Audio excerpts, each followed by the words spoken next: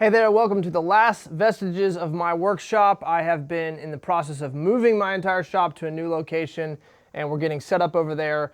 But in the meantime, I've kept a bare bones cymbal shop working. I've got my lathe here, I've got my tire hammer back there, and all the cymbals that I'm currently working on. And I'm very excited about this video because this video is the official release of the Reverie brand cymbals. So let's dive into it now.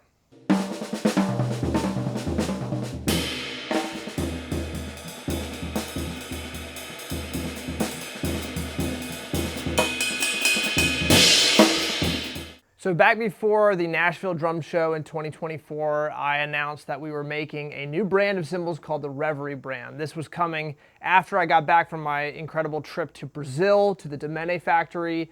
That was the thing that the impetus that kind of kick-started this whole journey into creating a brand of cymbals that's at a lower price point, and it uses some different techniques to create sounds that are still handmade, but at an affordable price. So at the Nashville show, I unveiled a few of the prototypes, and then a couple weeks back, I dropped off more prototypes at 2112 Percussion in Raleigh, North Carolina.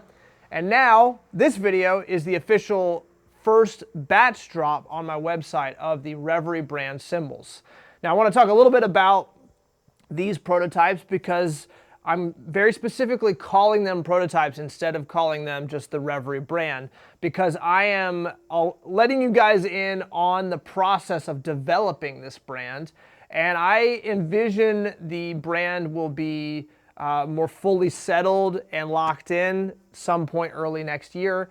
And for the rest of this year, my plan is to put out prototypes, basically.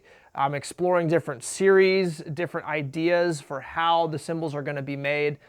And to be honest, these cymbals have a lot of work going into them. They're not just hammer, lathe, finish. I'm doing a lot of layering processes like I do on my Timothy Roberts brand. I'm doing those same kind of processes with these just to find the sounds. So the prototypes are very labor intensive, very involved, but the goal is to get to a place where these cymbals are made in a systematic way that allows me to put more of them out, have them be very consistent with the sizes and the series that I'm going to offer.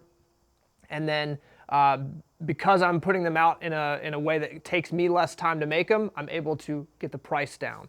So until then, it's going to be cymbals that I am working very, very hard on and spending almost as much time as my Timothy Roberts brand, but they will be at this lower price. So I've got quite a few cymbals in this vein for the prototypes. The first batch is 10 cymbals and a set of hi-hats, so 11 total. And I'm loving the sounds of this first batch. I'm really excited to dive into them, and we'll listen to some sounds, and then I'll talk about a few in particular to kind of show you my thought process on the creation of these cymbals, what I did, the different layering processes, and then you guys can let me know what you think.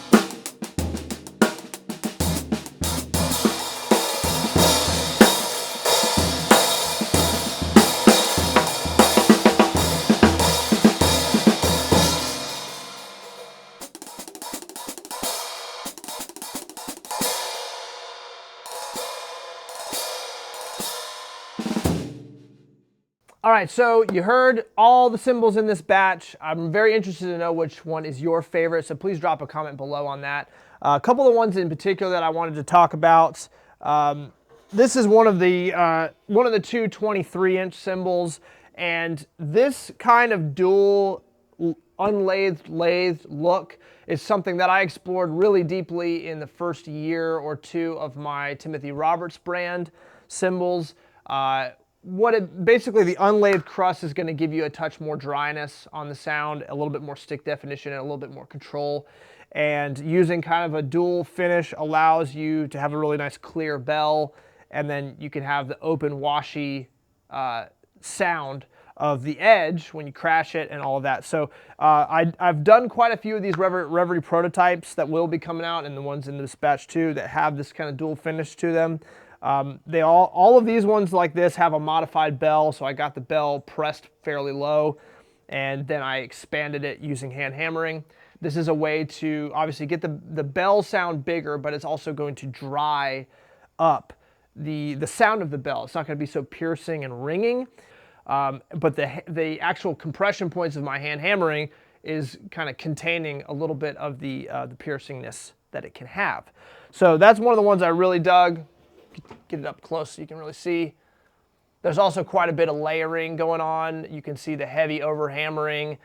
This is the method I do is I use the tire hammer back here to get a basic shape, then I hand hammer. Sometimes I'll do a little bit more tire hammering, but I usually do my first rounds of lathing, and then I'll come back in over top of that, hammer more, then do a final pass of lathing. And so the layering process gives me the sound that I hear in my ears.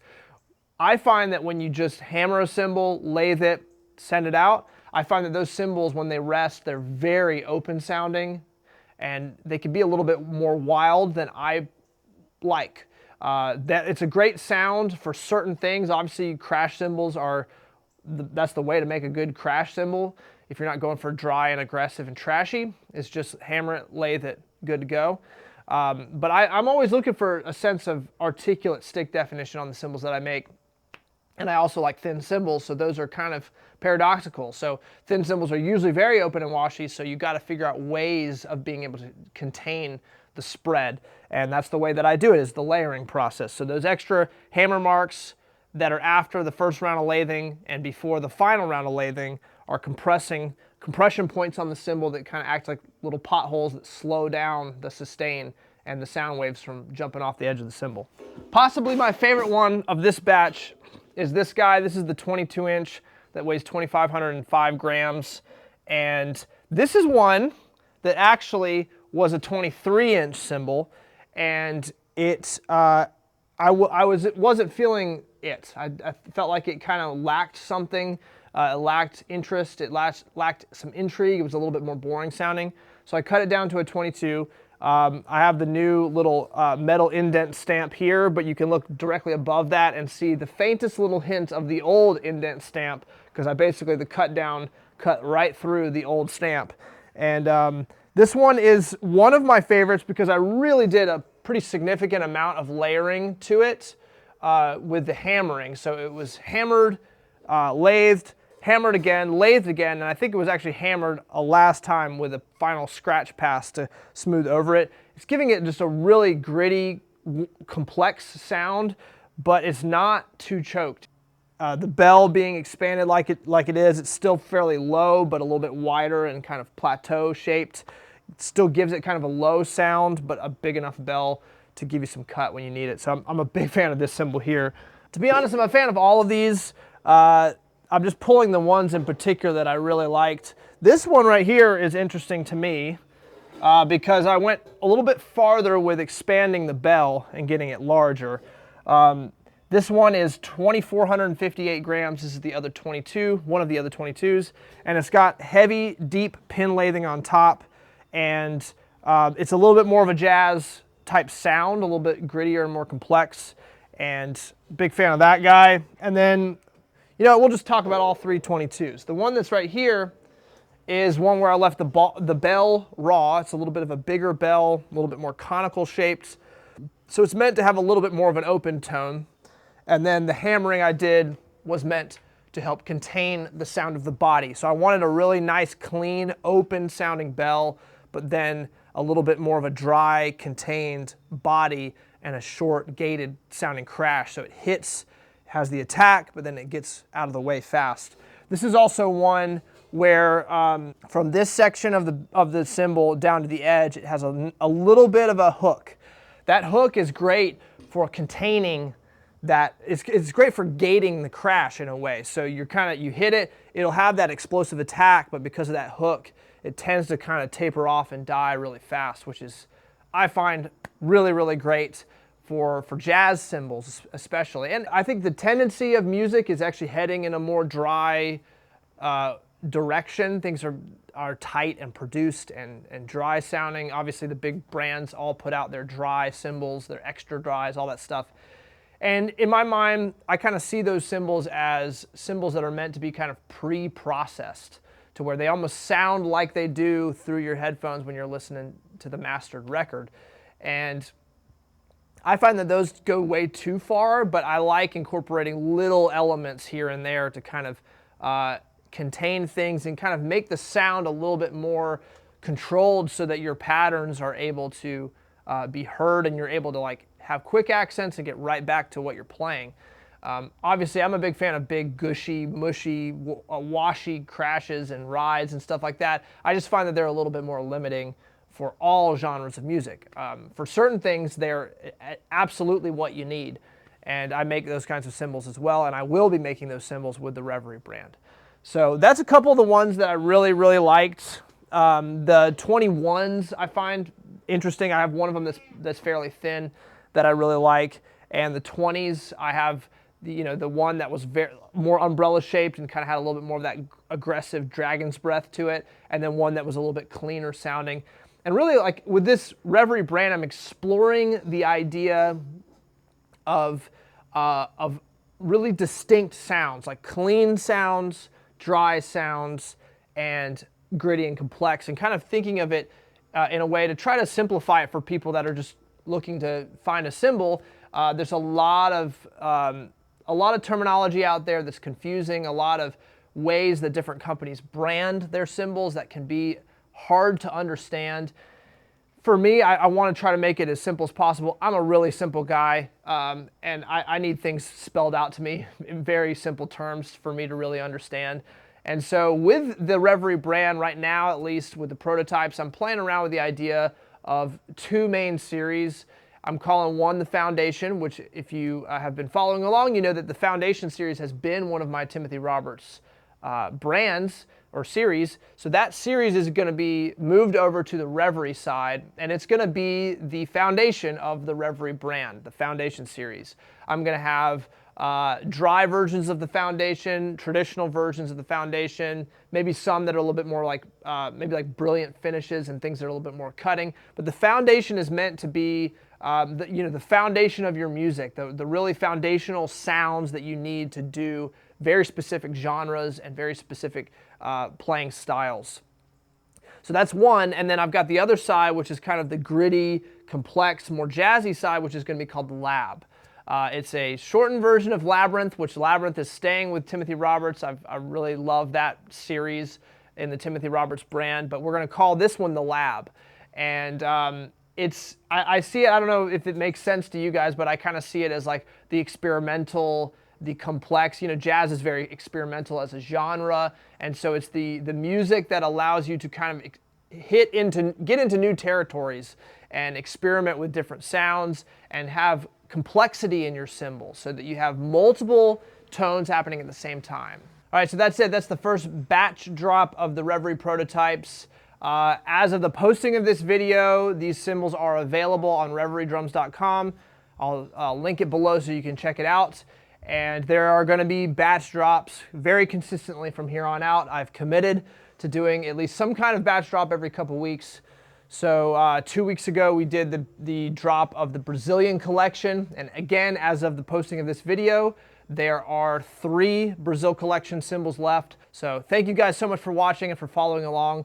Very, very soon, we're going to see a totally different environment with these YouTube videos. We are, actually just yesterday, I was over at the shop. We were getting things set up, getting the different areas of the shop organized, and I'm gonna have like an office with like a YouTube area. There's gonna be stations for every aspect of the business. It's gonna be absolutely incredible. I cannot wait to show you guys that. So keep an eye out for that, and then keep an eye out for the next video in this on this YouTube channel. Thank you guys so much for watching. Hit the like and the subscribe if you want to see more, and hit the bell if you want notifications. Until next time, I'm Timothy Roberts. Thanks for watching.